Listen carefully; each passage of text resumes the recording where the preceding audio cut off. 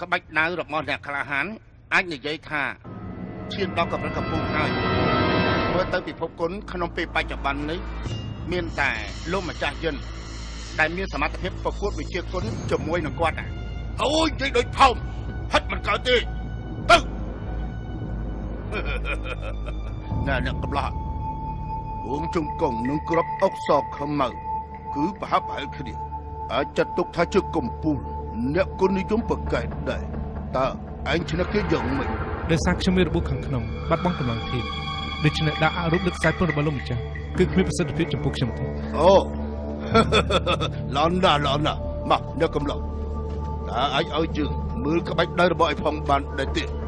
បើសិនជាព្រឹត្តិការណ៍ចង់ឈ្នះក្បាច់ដៃខ្ញុំជឿថាគឺជារឿងមានការជឿជាក់ស្មាំប៉ុន្តែខ្ញុំចង់សុំឲ្យលោកម្ចាស់ទាំង4សន្យានឹងខ្ញុំរឿងមួយឡអ្នកខ្លានិយាយទៅបើសិនជាព្រឹត្តិការណ៍យិនឈ្នះវត្ថុមានតម្លៃយ៉ាងនេះគឺនៅតែជូនលោកម្ចាស់ទាំង4ប៉ុន្តែត្រូវទៅដល់លេខគាត់ចេញពីគុកនេះមិនអាចទេគួយចាំមិនអាចទេអ្នកកំឡោះឯងចំជម្រាបដាស់ពេកហើយចង្រៃ4នាក់នេះធ្វើតាមអញ្ជើញគេទេវាមិននឹងហ៊ានដោះលែងយើងនោះអ្នកកំឡោះនិយាយជាមួយពួកវាអញ្ចឹងដូចលើកដំកើងពួកវាពេកហើយអ្នកក្លាហានហ្វុងប្រកាសជាបានឃើញគុកក្រោមដីនេះងងឹតហើយសើមានចិត្តអាណិតទេរហូតដល់ខឹងនឹងពួកខ្ញុំទាំង4នាក់នេះគឺមកពីអ្នកក្លាហានហ្វុងមានចិត្តអាណិតមេត្តាខ្លាំងពេករឿងនេះខ្ញុំមិនបន្ទោសទេប៉ុន្តែបើឲ្យខ្ញុំដោះលែងលោកយិនអញ្ចឹងនៅក្នុងពិភពគុណនេះប្រកាសជាកក្រើកនេះរំជួយដីមិនដឹងជាមានមនុស្សប្រមាណអ្នកស្លាប់ក្នុងដៃគាត់ទៀតទេណាពិភពគុណគឺប្រកាសជាលែងមិនសុខមិនខុសទេប៉ុន្តែបំអល់គិតរឿងសម្លាប់មនុស្សឲ្យយើងសក់លបងក្បាច់ដៅរបស់ព្រឹទ្ធាចារ្យហ្វុងសិនមកអ្នកខ្លះណាលោកយិននេះណាក្បាច់ដៅចម្លែកខ្លាំងណាស់មួយយ៉ាងទៀតថ្វីដៃពឺពលត្រូវប្រយ័ត្នប្រយែងផងអរគុណលោកចាស់ទាំង4ជួយប្រយ័ត្នប្រយែងខ្លួនផងណាសូមជួយ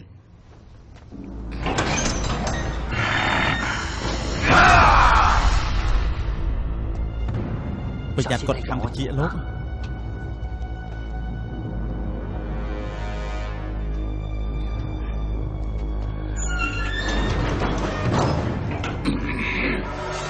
ខ្ញុំបានជួយព្រឹត្តិការណ៍ពិតជាមានកិត្តិយសមិនបាច់គួរសមទេអ្នកកំឡោះឯងមកកំដរយើងសប្បាយចិត្តណាស់ទៅហើយណាចង្គៀងឯងដាក់ទៅម្ខាងបានទេបាទ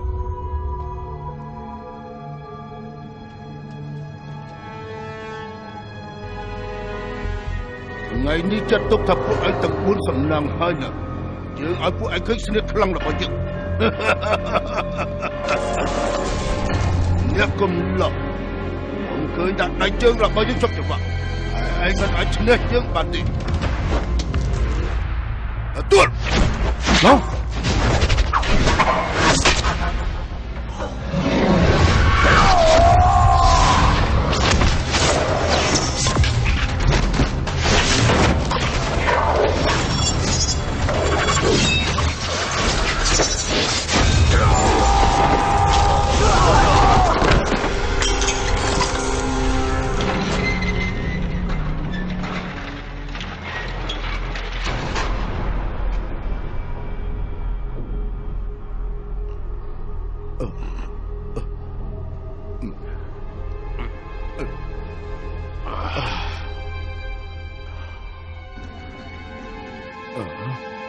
អូនទី4ដឹកខ្លួនឡើងអូនទី2បងទី3ម្នេះទេបងទី2មិនទេអត់អីទេប៊ីបយប៊ីបយអ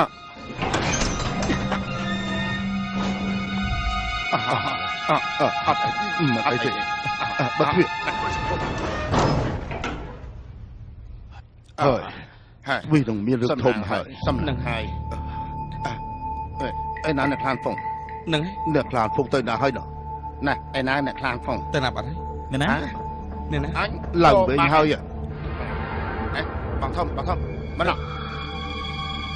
ទៅមើលសិភៅភ្លេងរបស់មានតម្លៃសិភៅអុកអូទី3ដូចជារបស់ឯងសិភៅអុកណាអីបងធំ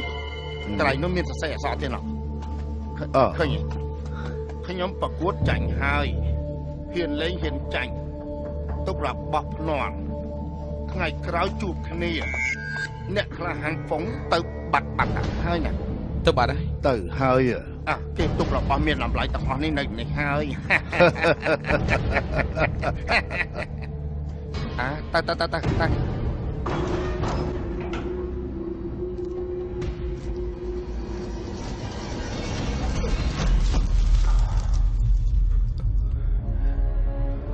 ព្រឹត្តិច័យព្រឹត្តិច័យ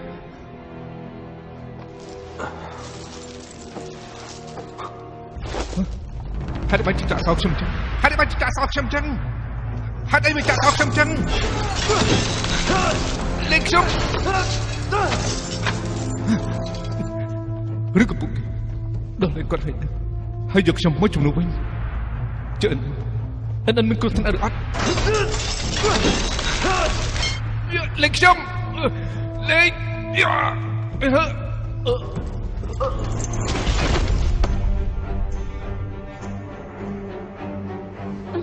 បងកូនចង់ធ្វើនោះ ខ្ញុំចង់ត្រឡប់ទៅវិញ មិនបាត់អ៊ីនលើព្រំជើងខ្មៅនេះពុកនៅមានកិច្ចការត្រឹមធ្វើច្រើនណាស់ឲ្យអត់នៅជំនួសពុក2-3ថ្ងៃសិនទៅ ប៉ុន្តែនៅលើក្នុងគាត់កំពុងតែមានរបួសតើតាហាត់ជាសិលស្រុបកាយរបស់ពុកទៅជាវិញ នេះណាកូនស្រឡាញ់អត់នេះឲ្យម្លេះពុកក៏យល់ថាអត់នេះមានក្បាច់ដល់ប្រកែកដែររពីក៏ល្អទៀតរបួសរបស់វាពុកមើលរួចហើយទប់ទល់ប្រមាណខែទៀតក៏មិនអីដែរចាំពុកធ្វើកិច្ចការពុករួចពុកទៅព្យាបាលវិញសម្រាប់ចឹងហើយឆាប់ទៅ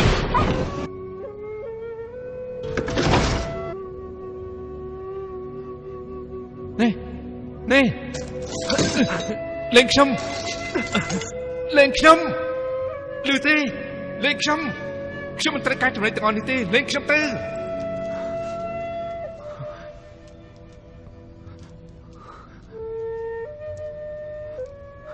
បើមិនញ៉ាំមិនកាត់ទេ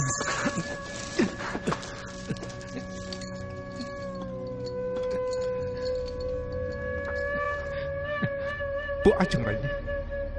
ចាំពេលយើងចេញទៅវិញយើងនឹងសម្រាប់ពួកឯងអស់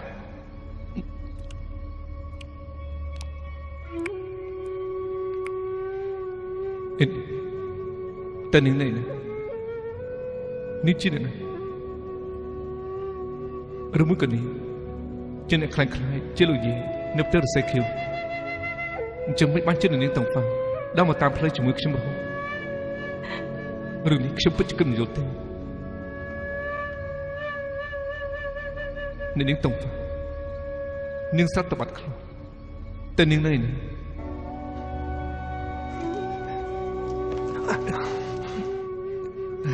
កន្លែងចង្រៃយកស្អីហ្នឹងមិនក៏មានសកាយច្រើនម្ល៉េះ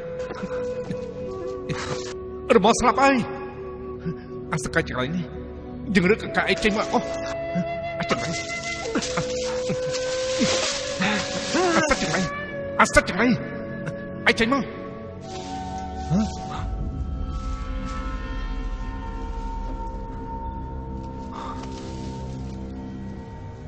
មួយជីវិតខ្ញុំបែងចែកគុណនឹងគំនុំច្បាស់សម្រាប់មនុស្សជាច្រើនខំនៅបាត់បងធំ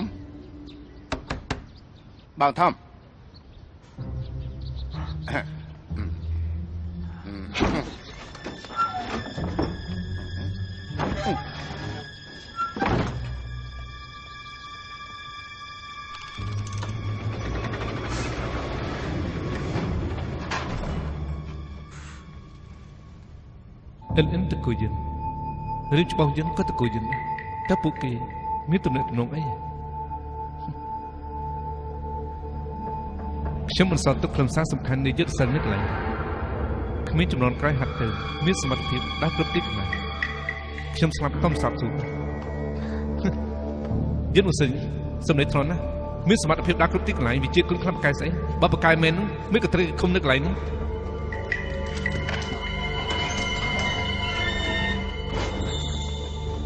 មានមនុស្សមកជួយខ្ញុំហើយ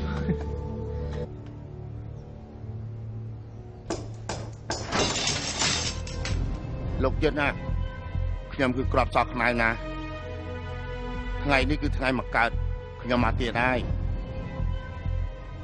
លោកគិតមើលរឿងដែលខ្ញុំនិយាយនោះតើលោកយកព្រមឬអត់ ក្របសក់គេចាត់ទុកខ្ញុំជារឿងច្បងយិន លោកជឿណាលោកជាអ្នកក្លាហានមួយរូបដែរណាលោកចង់នៅស្លាប់នៅកន្លែងនេះតែម្ដងថ្ងៃមុនឃើញលោកប្រកួតដាវជាមួយនៅអ្នកក្លាហានពងនោះលោកនៅតែខ្លាំងដដែលនៅចំពោះមុខបងប្អូនខ្ញុំប្រមាណអ្នកលោកអត់បានបកអាក្រក់ពីខ្ញុំទេបានន័យថាលោកមានចិត្តស្មោះត្រង់ខ្លាំងណាស់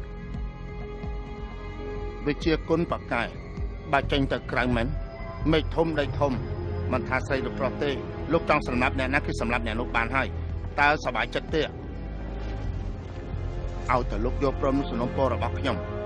ប្រកាសជាដោះលែងលោកភ្លាមលោកយិនណាលោកយិនអាយ៉ាលោកយិនណាលោកពិតជាមានអ្នកពេកហើយបានអញ្ចឹងចាំថ្ងៃមកកើតខែក្រោយចាំខ្ញុំមកទៀតតើលោកឲ្យខ្ញុំយល់ព្រមលោករឿងអីលោកយិនលោកយល់ព្រមហើយលោកឲ្យខ្ញុំយល់ព្រមលោករឿងអីអាយ៉ាលោកយិនណា12ឆ្នាំហើយថ្ងៃមកកើតខែណាក៏ខ្ញុំមកដែរលោកដឹងហើយតើនៅសួរទៀតអាយុច្រើនអីឆាប់ភ្លេចណាលោកនិយាយម្ដងទៀតទៅអាយ៉ាលោកយិនណាខ្ញុំនិយាយថាបើសិនជាលោកព្រមបង្ហាត់យុទ្ធសាស្ត្រដល់ខ្ញុំនោះខ្ញុំធានាថាជួយរៀបចំឲ្យបានស្រួលបួលឲ្យលោកចេញពីកន្លែងនេះបានទៅដោយសុខទៀតណាអូលោកនិយាយពីរឿងនេះទេលោកយកព្រមនឹងខ្ញុំលោកឯងនេះជាមនុស្សមិនគ្រប់ពាក្យសច្ចៈខ្ញុំមិនចាញ់បោកលោកដាច់ខាត់អាយ៉ាលោកយិនណាលោកជឿខ្ញុំទៅឲ្យតែលោកព្រមបង្ហាត់យុទ្ធសាស្ត្រកម្ពុជានោះដល់ខ្ញុំលោកគឺជាគ្រូរបស់ខ្ញុំគឺជាសិស្សរបស់លោកពួកយើងជាគ្រូនឹងសិស្សហើយណាបករបស់យើងមានវិន័យបើអ្នកណាហ៊ានបំពាននឹងធ្វើបាបគ្រូគឺត្រូវតែទទួលទណ្ឌកម្មប្រឡាត់ស្បែកណាបើខ្ញុំក្បត់ឲ្យផ្ទះបាញ់ភ្លាមណាខ្ញុំនឹកទីនេះត្រូវគេខំយូរពេកការចងចាំមិនសូវល្អឥឡូវចេះលោកយំមន់ផាត់នឹងស្រាលល្អយំឲ្យខ្ញុំស៊ីផឹកបានសប្បាយចិត្តខ្ញុំមកជិះបង្ហាត់លោកពីយុទ្ធសាស្ត្រកម្ពុជានេះមិនខានអាយ៉ាលោកយិនអមមែនទេលោកគ្រូខ្ញុំទៅឥឡូវនេះហើយណាខ្ញុំទៅឥឡូវនេះភ្លាមអាលងងរឿងនេះវិវត្តដល់ណាហើយនៅថៃសានហឹងសានបានធ្វើតាមការផ្ដែផ្ដាំរបស់សិស្សច្បងហើយអ្វីបានរៀបចំរួចហើយប៉ុន្តែនៅហួសានតើសិស្សច្បងគិតធ្វើយ៉ាងម៉េចពួកមនុស្សរបស់ប៉ាហ៊ូសាននៅហ្វូចិននៅឡើយខ្ញុំទទួលបានលិខិតសម្ងាត់ថាអកញ្ជ្រុកកញ្ចាស់យេពូឈិននោះអង្គុយចាំទទួលផលកំពុងរកចាំលេងភិនជឺរកឃើញកម្ពីដាក់អ៊ីស៊ីរបស់គ្រូសាលីនសិស្សច្បងយេពូឈិននៅចិត្តគេយល់អស់ពួកយើងគួរតែចាត់ការមុនទើបយើងអាចយកឈ្នះពួកគេបានយើងដឹងហើយយើងមិនចាត់មនុស្សខ្លឹមមើលដល់ពេលយើងអាចធ្វើជាសត្វល្វីជីកនៅពីក្រោយសិស្សច្បងគិតគូបានមកចត់ពិតជាពូកែមែនសិស្សច្បងឥឡូវដែលពិបាកនោះគឺដូនជីចាស់នៅហឹងសានពួកគេមិនព្រមធ្វើតាមពួកយើងទេដូនជីទាំងនោះយើងមានមធ្យោបាយ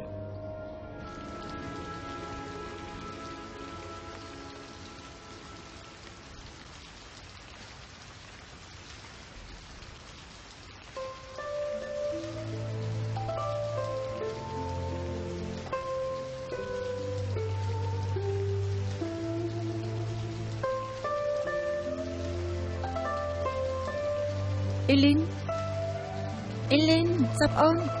អេលីនអញកំពុងតែនឹកលីងហូចឆុងទៀតហើយ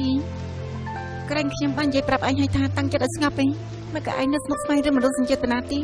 យ៉ាងទៀតគេខុសខិតជាមួយបបិសាចគេធ្វើប្រេះផ្ដាស់បងនេះពូមិនមែនជាមនុស្សបែបនេះទេលោកមេបាក់យាកប្រកាសជាយល់ច្រឡំលើគាត់ហើយទោះយ៉ាងណាក៏ដោយក៏ត្រូវគេបណ្ដឹងចេញពីបាក់ហ៊ូសានហើយម្យ៉ាងទៀតអ្នកគ្រូពូនៅលោកគ្រូពូបាននិយាយប្រាប់ពួកយើងហើយឲ្យតែឃើញគាត់ត្រូវជាចេញនិយាយរួមខ្ញុំជឿលើបងលីងពូថាមិនមែនជាមនុស្សអាក្រក់ដាច់ខាតនេះនៅតែម្នាក់យ៉ាងនេះទៀតមេបាក់ក៏ហៅហើយពួកយើងទៅឆាប់ឡើងមកលឿនឡើង លោកមេបាក់ជួចាត់មនុស្សមកប្រាប់ថាបាក់បិសាចកំពុងតែចាត់តាំងមនុស្សធ្វើដំណើរទៅហ្វូជើរៀបចំមួយបាយកលដណ្ដើមយកកំពីដើរពីសៀរបស់គ្រូសាលីនឯមេបាក់យានិងនារីក្លាហានលីងរបស់ហ៊ូសានក៏ទៅហ៊ូជើដែរមានឈ្មោះថាទៅធ្វើជាភ្ញៀវតែការពិតគឺការពារលីងភីជើដោយសម្ងាត់បាក់បិសាចមនុស្សច្រើនណាស់បាក់ហួងសាមនុស្សតេងសិស្សប្អូនមេប៉ាតែយើងចុះពីភ្នំទៅជួយពួកគេដែរទេជួលីងឆាងគឺជាមនុស្សមានចិត្តពុពលរឿងនេះមិនមែនធម្មតាទេឥឡូវនិយាយចុះសិស្សច្បងជីងទីនសិស្សច្បងនាំមនុស្សមួយចំនួនទៅហ្វូជើបាក់បិសាចពិតជាចង់ដណ្ដើមយកកំពីដើរពីសៀមែនបងត្រូវតែចេញមុខជួយប៉ាក់ហ៊ូសាខ្ញុំនៅកន្លែងនេះបើសិនជាមានរឿងអីប្រែប្រួលខ្ញុំនឹងឲ្យព្រៀបនាំសារទៅប្រាប់បងភ្លាមចាសិស្សប្អូនមេប៉ាណែកុំមកអង្គយូស្អែកចេញដំណើរទៅណាចា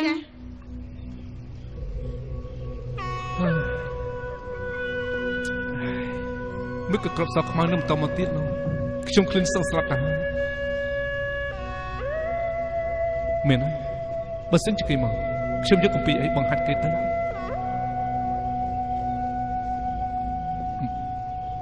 មានហើយ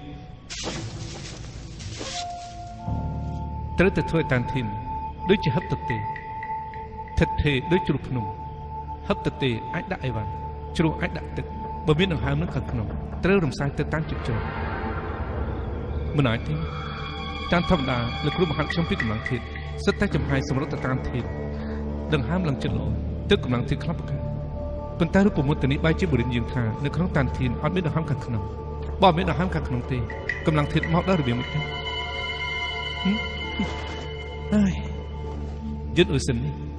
ប្រកាសជានៅក្នុងគុកអបសុពេកដូច្នេះទើបប្រឌិតរូបមន្តធ្វើបាបគេហើយមូលហេតុដែលខ្ញុំរបួសខាងក្នុងពិបាកជាងគឺដោយសារតែក្នុងខ្លួនខ្ញុំមានកម្លាំងធាតុខ្លាំងៗ6ចំណុចដូច្នេះទើបលោកគ្រូពេទ្យភេញមួយអត់មានមជ្ឈបានជាបាក់ប្រជាជនហ្វាំងចឹងបានមានពុទ្ធកា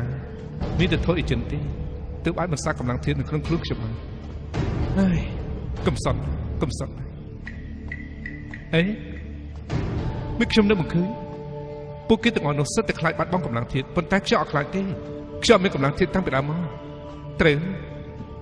បើសិនជាខ្ញុំជាមនុស្សអត់មានកម្លាំងធាតុមហិតតាមរូបមន្តធ្វើបាបគេវានឹងខ្លាចជាយ៉ាងណាសាក់បងមើលសិន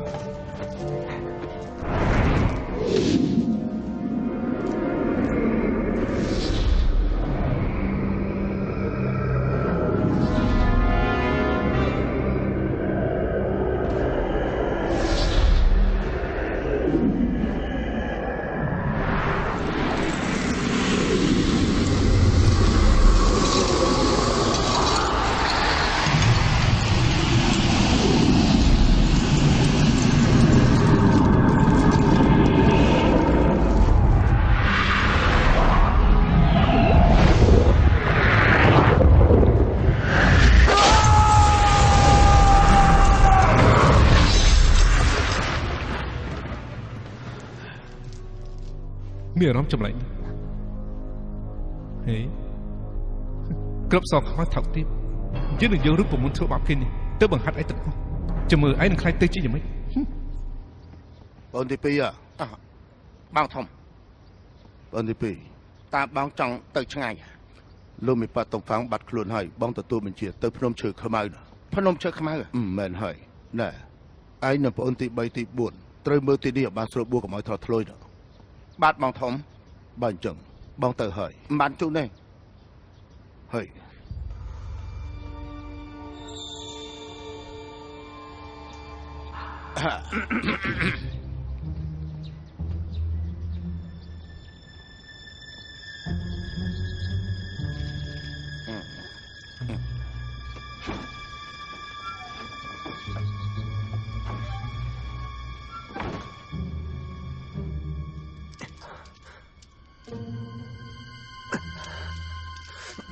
លោកគ្រូ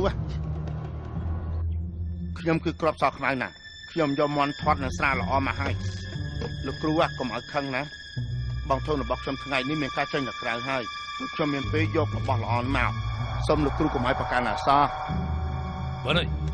ចឹងឆាប់ឲ្យមន់ធាត់នឹងស្រាល្អមកបាទ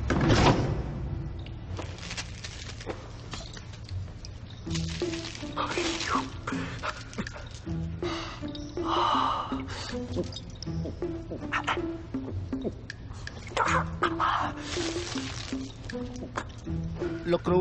រសជាតិយ៉ាងម៉េចដែរលោកគ្រូណារឿងលោកគ្រូសន្យានឹងខ្ញុំនោះគិតមិនដែរទៅនឹងអានឹងចេះអីមកបដូរណាក៏ត្រូវយកមន់ថត់មកក្បាលនឹងស្រាលអប3នេះមកដែរយើងមកហាត់ឯពីរូបមន្ត4ឃ្លីចាំយើងស៊ីមន់ថត់មកកូនក្បាលនឹងស្រាលអប3000នេះហើយរូបមន្តនេះនឹងមកហាត់ចាប់អត់ពេលវេលាយូរពេកហើយណាពាក្យចាស់ពោលថាពេលវេលាយូរពេកគឺប្រែប្រួលម្ដងខ្ញុំយកមន់ថត់ពីក្បាលស្រាលអប6នេះឲ្យលោកបង្ហាត់ខ្ញុំ8រូបមន្តម្ដង8ឃ្លៀបអានេះមិនដែរអីនេះហេតុអីបានជាលុបលុនខ្លាំងម្ល៉េះបានអីថ្ងៃនេះយើងបង្ហាត់ឯ4ឃ្លីមកលោកនិយាយមកឆ្លងកាត់ជីបចោលទៅ8មាននឹងហាំនៅខាងក្នុងប្រមូលផ្ដុំទៅតានធានជុកគ្នានៅឆាំងចុងស្ដាប់យល់ហើយនេះអាយ៉ានេះសតតែជារូបមន្តធម្មតាហ្នឹងហើយចាំបាច់ហាត់ធ្វើអីទៀតមិនកើតឥឡូវអញ្ចឹងទៅហើយបងរៀនខ្ញុំ4ឃ្លាទៀតមក4ឃ្លានេះខ្ញុំកែប្រែវាបន្តិចខ្លាយទៅជាសាមញ្ញវាប្រកាសជាមិនស្កប់ស្កល់ទេខ្ញុំនិយាយពីរូបមន្តប្រមាណឃ្លាបំភ័យវាបន្តិចក៏ល្អដែរចាំស្ដាប់ណាបុកប្រេតដើមទ្រូង Stanner and Jill បិទជីបចោលទាំង8យុទ្ធសិលប្រកាសច្បាស់សម្រេចណាជីបចោលទាំង8ដាច់អស់អញ្ចឹងមិនស្ងាត់ទៅហើយទេអីលោកគ្រូខ្ញុំពិតជាគិតមិនយល់ទេនេះគិតមិនយល់តតសោះបើម្នាក់សិតតែអាចគិតយល់នោះអញ្ចឹងគឺមិនហៅថាយុទ្ធសិលទេរូបមន្តទាំងនេះចាំតែរៀនចេះហើយយូរទៅវានឹងរលាយចូលគ្នាយល់ទេលោកយិនថ្ងៃនេះសំលេងនិងលក្ខណៈសម្ដីរបស់លោកមិនក៏អត់ដោយការពីមុនសោះអញ្ចឹង